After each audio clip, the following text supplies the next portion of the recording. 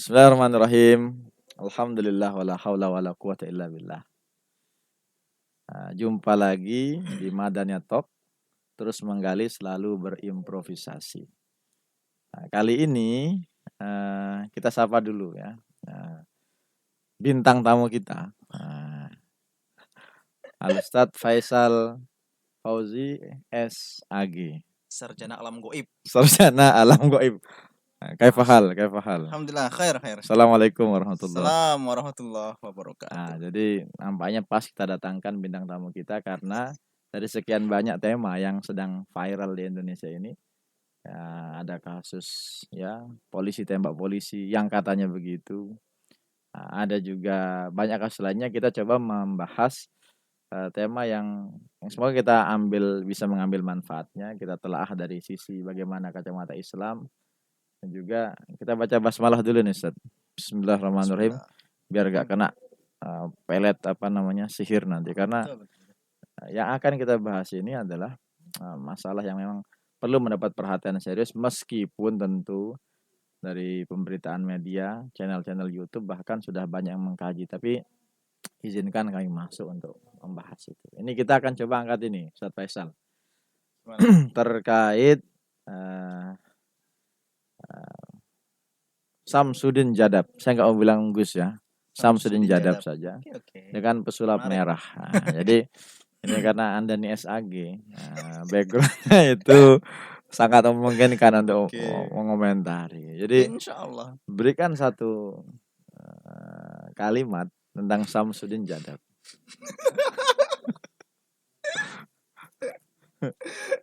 Gimana? Kita buka langsung ya. Buka langsung. Kalimat nanti air aja ya. akhir Kan sambil mikir kan juga ini kan boleh, mikir boleh. apa ini mau kalimat. Boleh, silakan. Baik, para pemirsa yang budiman. Alhamdulillah ini kasus yang unik ya.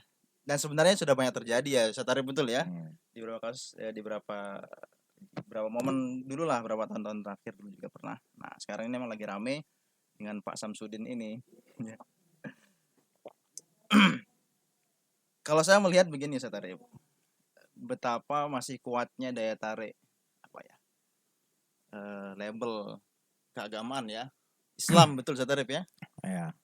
Bagaimana dia melekatkan dirinya dengan istilah Gus itu, kemudian pakainya juga kan melekat sekali dan dengan nuansa Islami bahasanya gitu ya. Nah ini yang salah satu menjadi daya tariknya dia untuk menggayat lah bahasanya gitu ya, korban-korban. Dan ini benar korban ya, benar korban. Nah ini juga kita merasa tersinggung Satarif dengan orang menyebutnya sebagai paranormal gitu ya. Terus Satarif yang master ini kan dianggap gak normal gitu maksudnya gitu ya.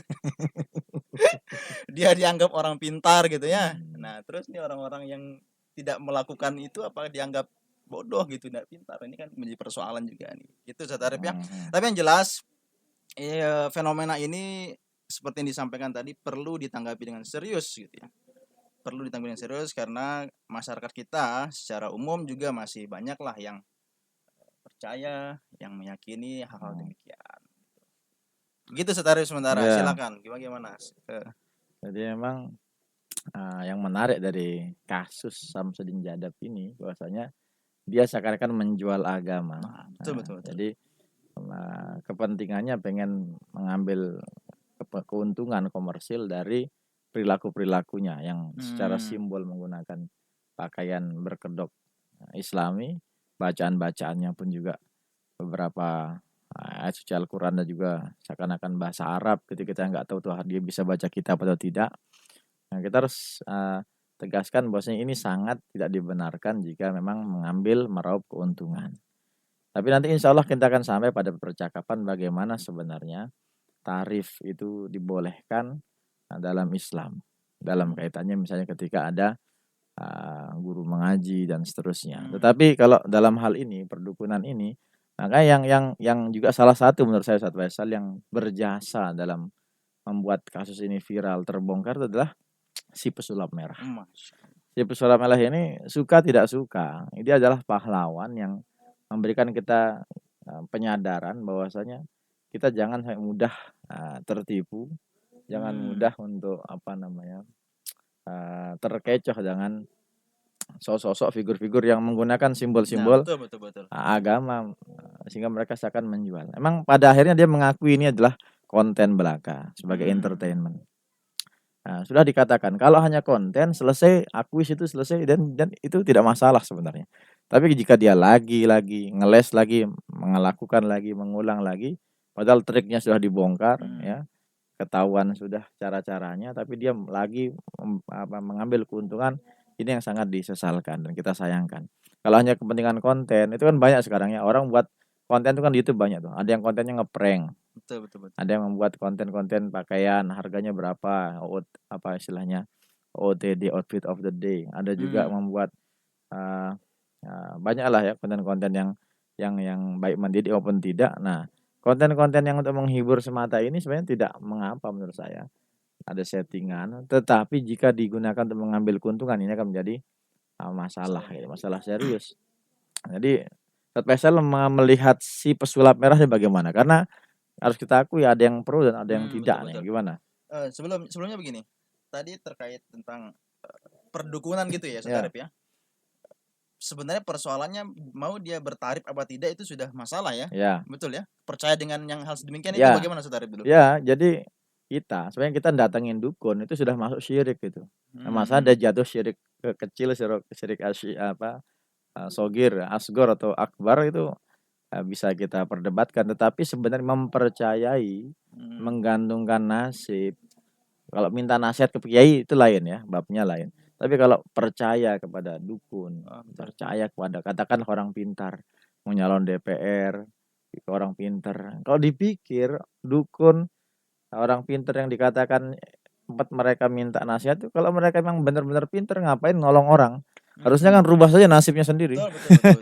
Jadi kadang saya nggak habis pikir itu, nggak masuk di akal bagaimana seorang hamba menggantungkan nasibnya, minta pendapat, minta ini, rela membayar jutaan, puluhan juta, ratusan juta untuk mengikuti saran daripada si tukang yang katanya pintar, si dukun ini, padahal dia sendiri ya tidak baik-baik saja keadaannya. Kalau emang dia benar-benar bisa, ngapain dia pikirkan orang, perbaiki dulu dirinya. Makanya dalam aslih nafsaka yasluh laka nas itu benar. Jadi datangi dukun sudah syirik, sudah salah ya. Kita belum bicara masalah tarif lagi nih. Betul. Jadi pesulap merah ini kalau menurut Ustadz Faisal gimana nih? Pesulap merah ini. Baik, terlepas pro kontra ya pesulap merah ini, saya melihat dia menjadi bisa jadi sosok penting ya dalam membongkar kedok, membongkar kebobrokan lah gitulah bahasanya untuk Pak Samsudin ini ya. Mas atau Pak kita panggilnya enaknya, atau Mbah gitu ya. Mbah Samsudin ini. Kemudian yang menarik juga di sini adalah pesulap merah ini mengaitkan atau bahasa dia, saya berjuang melalui jalan ini gitu ya. Melalui dakwah, bagaimana cara saya membongkar, menyadarkan masyarakat tentang rusaknya, hancurnya, bobroknya dunia perdukunan ini. Gitu. Kalau saya melihat sisi positifnya di situ Ustadz Arif dalam pesulap merah ini. Kalau Ustadz Arif sendiri bagaimana? Pesulap merah ini dia berani speak up ya. Dia berani speak up, berani karena nggak semua orang ya. Semua orang berani karena butuh keberanian ya. Jadi kalau membongkar trik-trik sulap itu bisa saja dia disukai oleh orang yang pengen belajar sulap, tapi bisa jadi tidak disukai oleh orang-orang yang magician, yang praktisi sulap karena dibongkar trik-triknya. Betul. Tapi kalau membongkar keperdukunan memang harus ada yang berani. Nah, dan pesulap merah hadir di situ untuk mencerdaskan kehidupan berbangsa dan beragama. Karena begini, kalau di Amerika itu kalau pernah lihat ya, ada namanya mass magician yang biasa pakai topeng warna hitam. Itu sampai dibenci oleh magician seluruh dunia, dituntut dan dia denda bayar mahal. Karena membongkar trik-trik yang sulap yang sebenarnya itu kepentingan entertain. Kita tahu semua sulap itu ada triknya, entah itu kecepatan tangan, entah itu sugesti ya. Sugesti orang kayak dihipnotis dan sebagainya, ada yang memang secara mental kena ya. Jadi seakan-akan arah kita menebak sesuatu itu sudah diarahkan. Nah, itu trik-trik yang seperti memang bisa dipelajari dan memang begitu dibongkar itu menyakitkan karena itu lahan pundi-pundi uang bagi mereka. Tapi yang oleh pesulap merah ini yang dibongkar adalah praktek perdukunan yang mengatasnamakan agama sehingga mengambil keuntungan dari situ. Maka kita betul kata Ustaz Faisal ini sosok penting yang memang harus kita akui, dan jalan dakwah itu banyak kan. Jalan dakwah itu ada yang memang bisanya dari mimbar, ada yang malu bicara depan umum dia menulis, ada yang tidak bisa maka dia berbicara melalui podcast, melalui sosial media dan seterusnya. Jadi bahkan sekelas Samsudin Jada pun dia punya tim, Ustaz Faisal. Luar biasa. Dia punya tim. Totalitas ya. Totalitas. Jadi kan ada tuh viral itu. Ya? Bermaksiat juga totalitas. Jadi al-haqqu bila nizamin yaglibuhul batil binizam. Sesuatu perkara yang baik kadang bisa kalah dengan keburukan, kemungkaran yang tersistematis, yang direncanakan. Jadi kan pernah tuh ada yang viral video bagaimana dia seakan-akan sedang fokus mencari titik jimat lah begitu ya. Ternyata ketika kameramennya berbalik badan, nampak timnya Samsudin Jadab ini diduga habis meletakkan sesuatu sehingga dia langsung mengambil di atas, di bawah mejanya. Itu kan konyol sekali. Siapa yang nggak bisa seperti itu? Jadi ketika orang fokusnya ke Samsudin Jadab, timnya di belakang tuh ada menaruh sesuatu di bawah meja. Jadi bahkan berbuat buruk pun membutuhkan tim. Nah, kenapa sekarang kita yang bismillah amar ma'ruf nahi mungkar nih nggak berani buat tim. Nah, maka kita harus bersinergi dalam menguatkan sendi-sendi dan simpul-simpul keislaman. Jadi terkait ini Ustaz Faisal, ya masalah tarif mentarif. Tarif mentarif itu kita perlu perjelas. Dalam Islam memang ada yang dibolehkan ditarifi, diongkosi, dibayari. Ya, jadi jangan sampai kalau kita bicara tentang agama serta-merta mutlak keikhlasan. Ini kan amal dan sebagainya.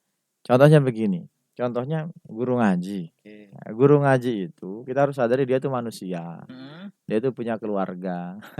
Yang juga memang dia katakanlah dia laki, dia disebut ustadz, dia disebut guru yang ngajar ngaji. Dia juga memiliki anak istri yang juga menjadi tanggung jawab seorang kepala keluarga. Sehingga ketika dia mengaji, maka sangatlah lumrah bila ada iuran, ada tarif tertentu. Yang tidak dibolehkan itu adalah menaruh pasang tarif yang sangat tinggi, memberatkan orang-orang sehingga seakan-akan memang menjual agama. Nah, jadi kalau hanya untuk bayar listrik bayar iuran air dan juga memberikan sangu yang tidak seberapa kepada para guru, para asatidz itu sebenarnya lebih kepada takriman lil ilm. Lebih kepada kita menghormati ilmunya, karena dia kan ngajar itu kan pakai waktu, tenaga, dan juga ilmunya juga. Nah, sekarang kembalikan ke orang tua. Orang tuanya mau nggak didik? Sanggup nggak didik? Kita mohon maaf kita buang hajat saja di WC. Kita bayar. Isi umum ya? Isi umum kita bayar. Ya, mandi gitu ya, 5.000. Nah, buang air besar 3.000 misalnya. Nah, buang air kecil 1.000. Itu kita buang hajat. Kita parkir, kita bayar. Sekarang anak ngaji nggak mau bayar. Ini kan keterlaluan. Agar mental gratisan ini jangan sampai melekat terlalu kuat. Kecuali jika tempat itu, yayasan itu, sekolah itu ada yang mendanai, misalnya dari bosnya Manchester City, misalnya gitu, dari PSG ya. Nah, itu udah malah tidak mulia kalau dia menaruh pasangnya tarif yang sangat tinggi. Misalnya sudah ada donatur. Tapi kalau yang merintis yang ini, saya rasa itu sangat-sangat lumrah. Ini terkait ini apalagi nih Ustaz Faisal ini adalah seorang pebisnis ulung dari Solo. ini coba tolong dikaitkan bagaimana konsep Samsudin. bukan masalah gaji menggaji ini dalam Islam itu, dalam benak Anda yang terlintas saat ini apa? Mau ngomentari Samsudin juga boleh. Oke. Sedikit tadi yang tentang gaji menggaji itu mungkin tarif ya. Yang siapa? Imam Ali sendiri kan pernah itu.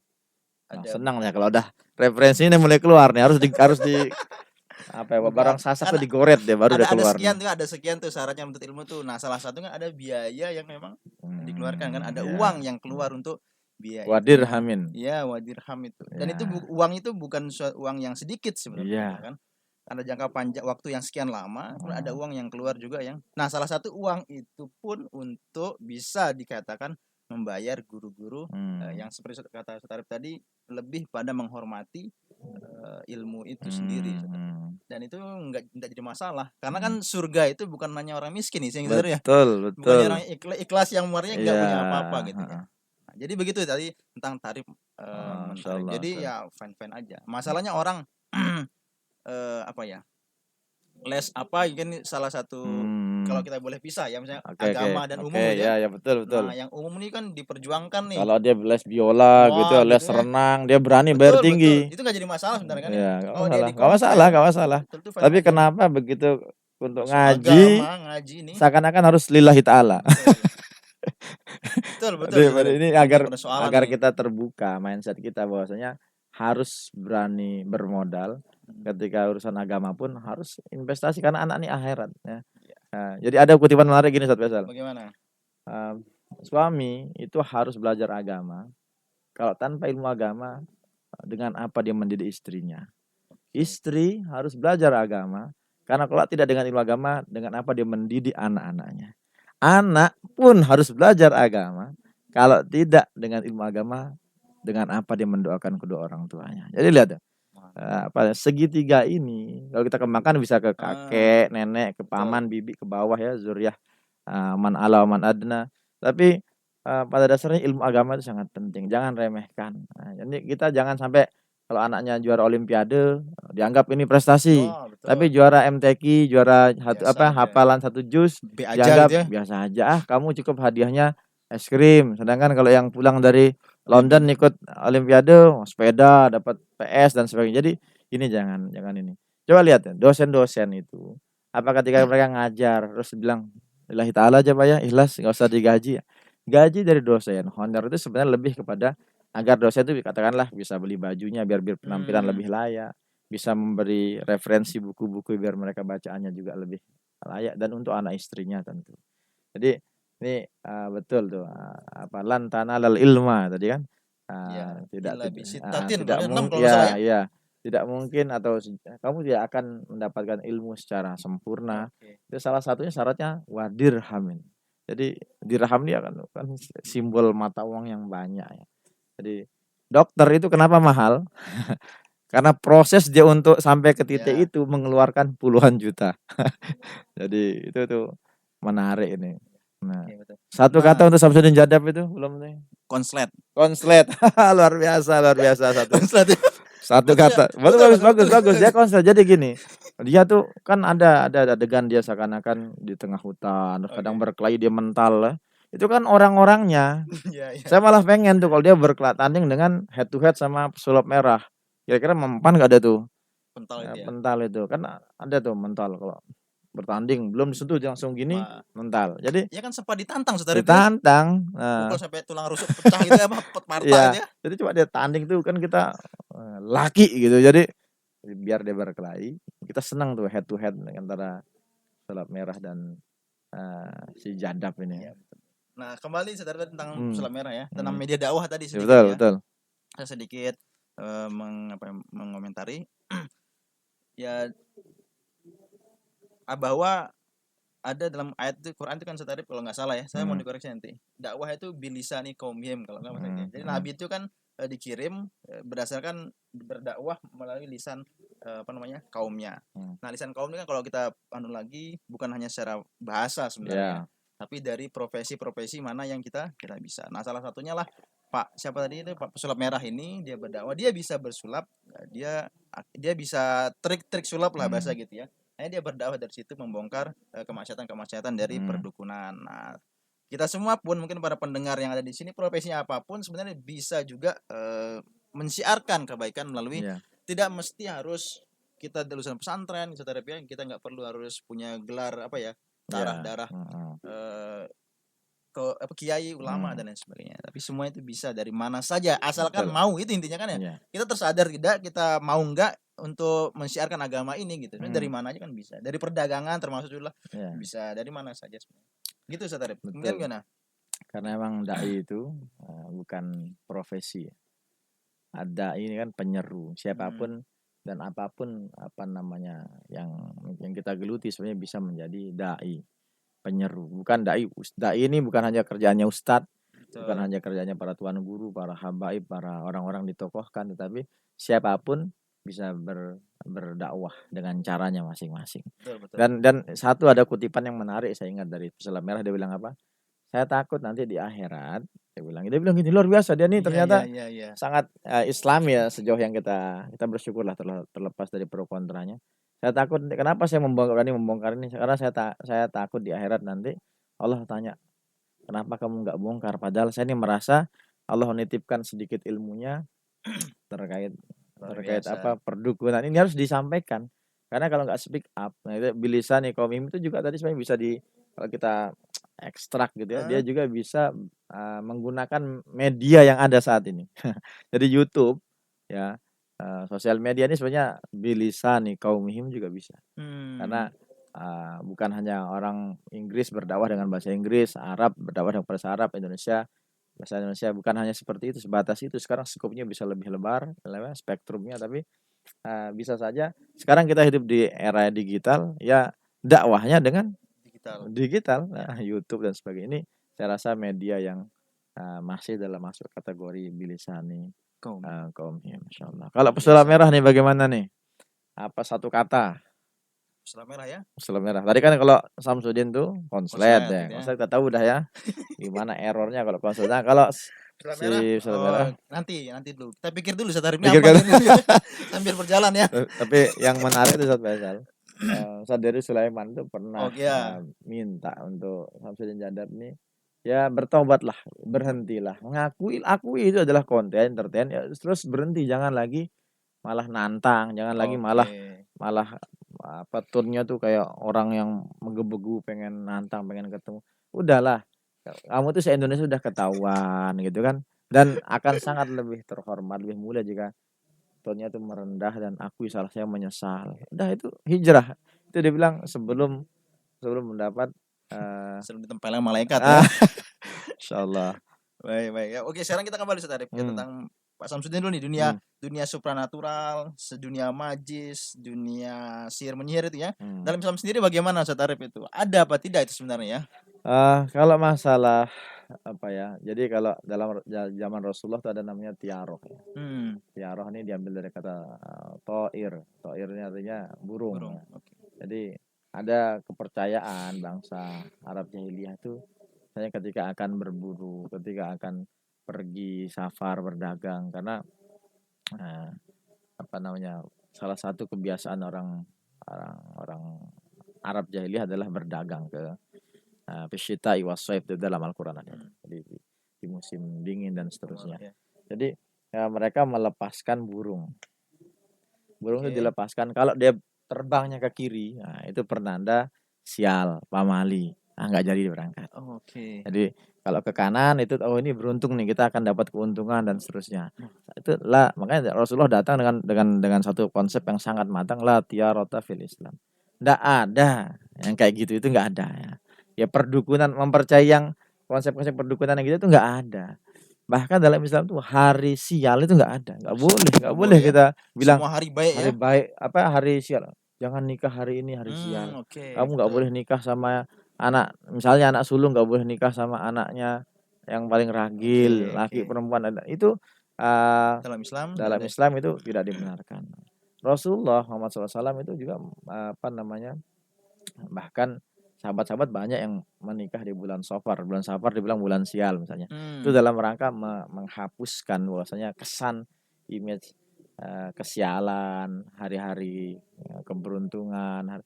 Tapi dalam Islam tentu ada waktu-waktu, misalnya yang memiliki kemuliaan hari Jumat ya, bulan-bulan yang kemuliaan Ramadan dan bulan haram itu kemuliaannya ada.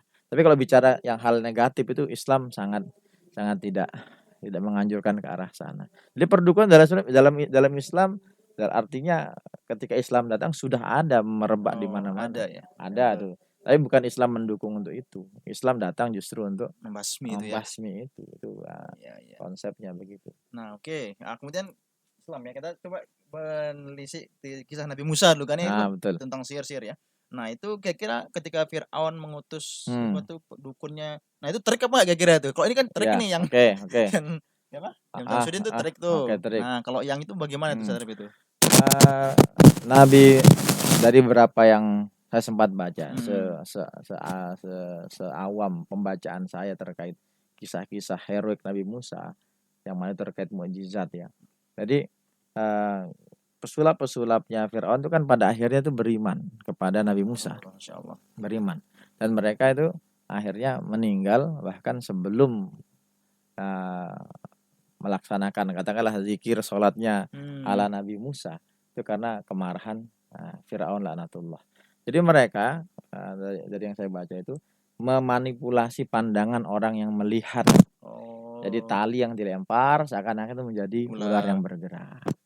Tapi kalaulah misalnya ada pendapat lain yang mengatakan misalnya dia si tali ini berubah jadi ular beneran, itu mungkin bisa-bisa saja karena apa namanya persekutuan mungkin ya dengan persekutuan karena ada kerjasama dengan jin dan seterusnya.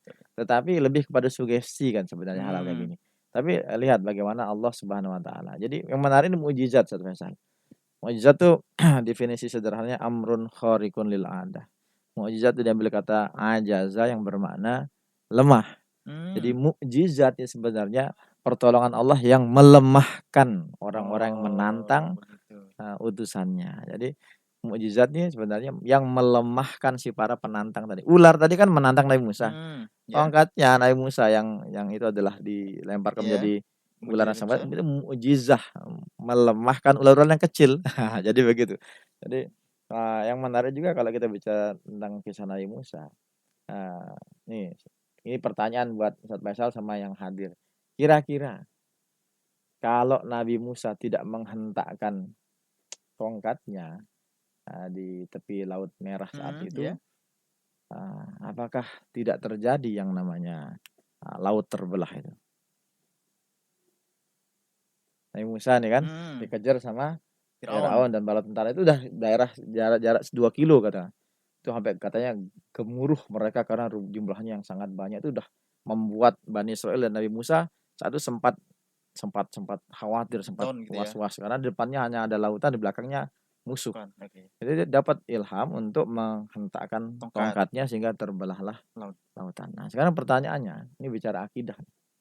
Kira-kira kalau Nabi Musa saat itu tidak menghentakkan tongkatnya di tepi bibir Laut Merah, apakah tidak terjadi yang itu? Nah, terbelahnya lautan. Enggak mungkin ya? Enggak mungkin ya? Enggak ya.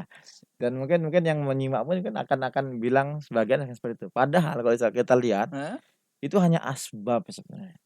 Allah ini tidak membutuhkan Nabi Musa untuk menghentakkan tongkatnya untuk bisa membelah lautan. Cuma kata para ulama gitu yang saya baca, itu agar nampak ada ikhtiar manusiawi seorang Nabi Musa. Betul. Bahwasanya dia juga berusaha tapi mendapat taufik Allah. Allah tuh bisa saja bilang, Nabi Musa, sebentar tenang aja, kamu langsung saya antarkan ke seberang tanpa nyebrang laut bisa. Tetapi agar ada usaha manusiawi dihentakkan, jadi seakan itu menjadi, makanya bahasa yang terbaik adalah sebab.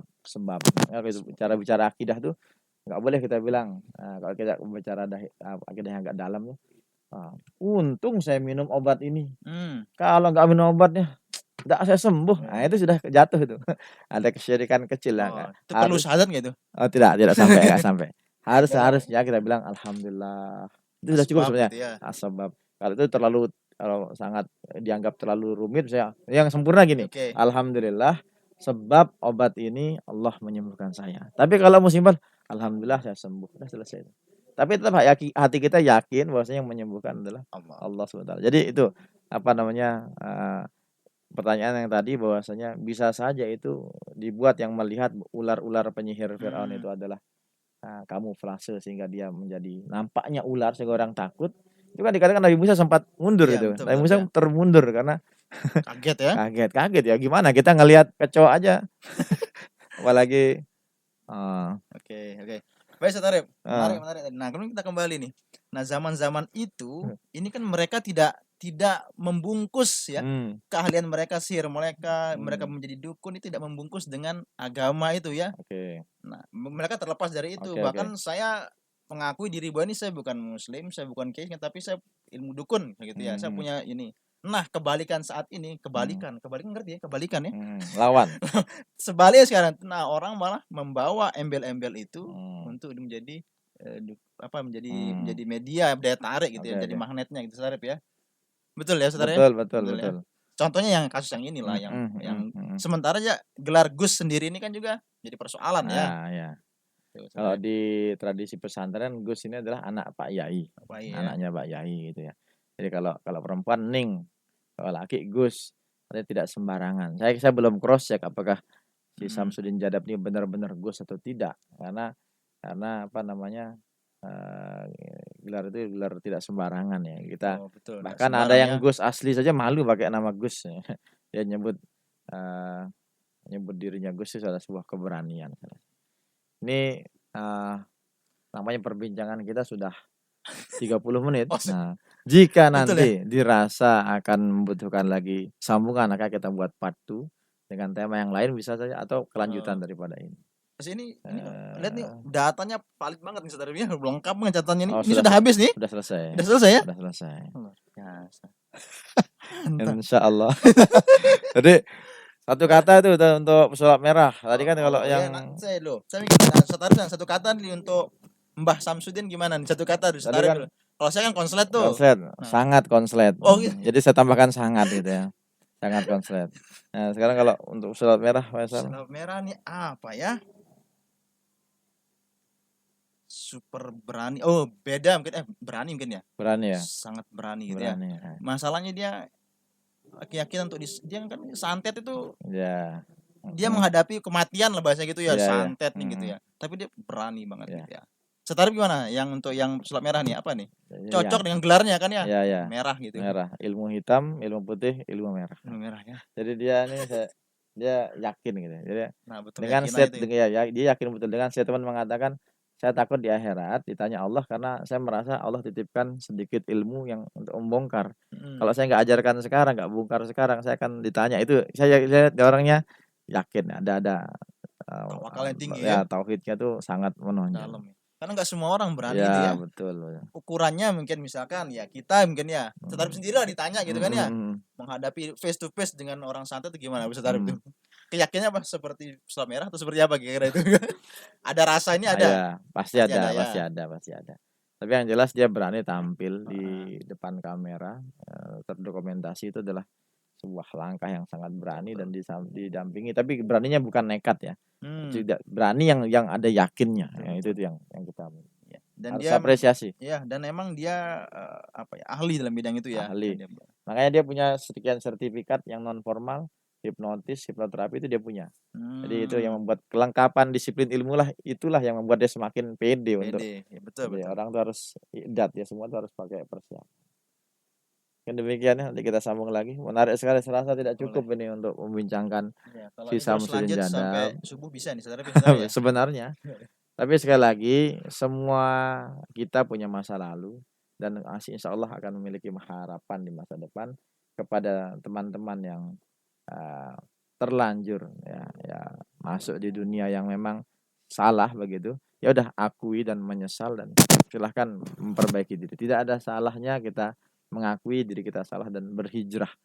Sebuah kehormatan jika si Samsudin Jadab dan orang-orang semisal itu dia mengakui dan benar-benar udah saya ini tobatlah, saya nggak mau ini. Terakhir. Nah, untuk orang-orang yang sudah ini kan tadi pemerannya nih Pak Samsudin. Nah, gimana pengikutnya orang-orang yang sudah terlanjur percaya dengan itu gimana itu Saudari? Langkah apa yang harus dilakukan oleh mereka gitu? Ya.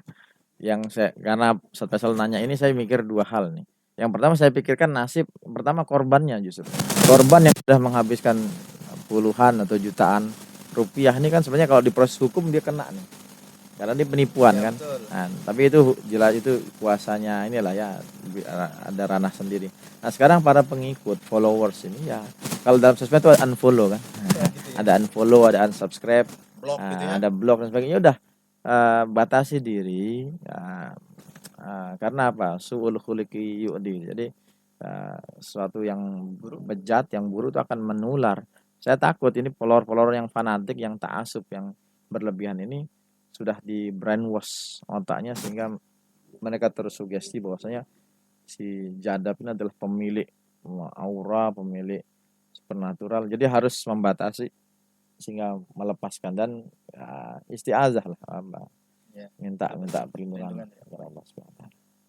Kalau masa dosa tadi pasti punya dosa ya. Pasti berdosa, tapi insya Allah dengan Karena kalau bisa jadi mereka tidak tahu ya.